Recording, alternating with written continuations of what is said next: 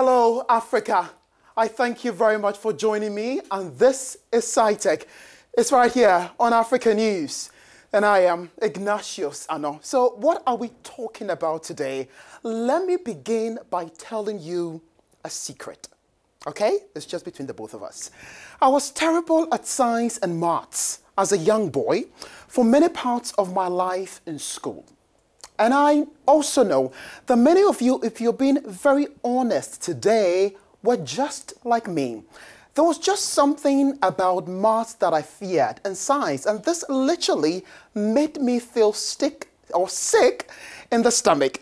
But tell you what, this particular project is about to change the fear many of us have about the two disciplines. Holo-Math is an international project geared towards producing an immersive life experiences in mathematical sciences by exploring the latest mixed reality technology.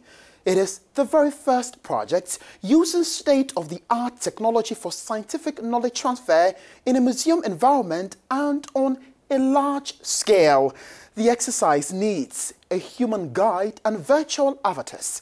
I met the creators of the innovation at the recently held Next Einstein Forum in Kigali, Rwanda, and I was not the only one captivated by the invention. Even chairman of the African Union and Rwandan President Paul Kagame, including his counterpart, Senegalese President Macky Sall, were in awe. And I mean that. So how does Holo-Math work? It enables you to see the real world around you. Using built-in camera that scans your environment, Holo-Math creates a 3D model of the space in which you can insert virtual objects that can turn around and interact with the real world. Sebastian Irube is senior technological consultant with Imaginary, one of the partners behind the project.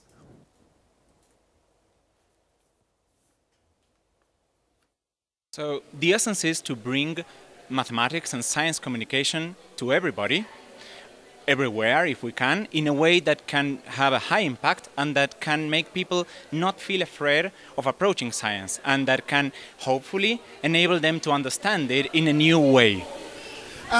You make me understand that you're still in the phase of making sure this is something that humanity can use or can appreciate. But of particular concern to me is what sort of partnerships you have with the folks here in Africa. Can you tell us about your plans?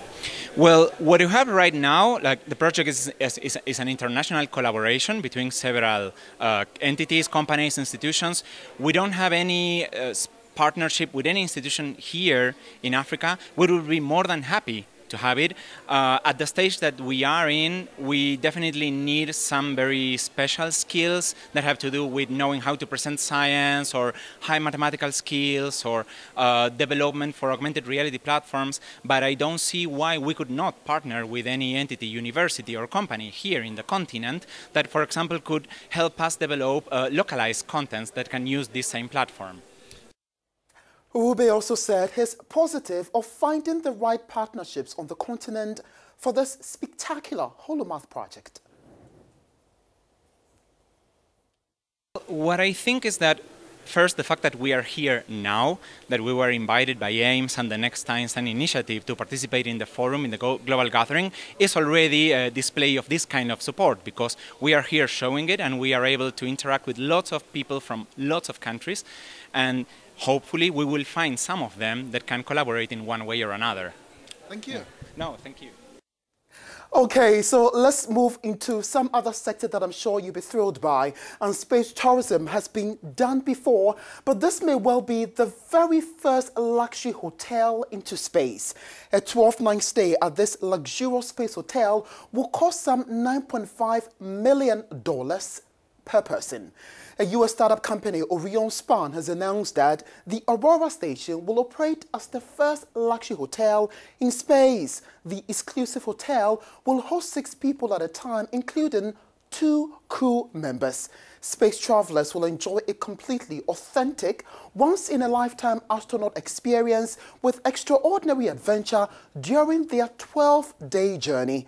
The startup said it was building the hotel itself and added that when finished, it will be about the size of a large private jet.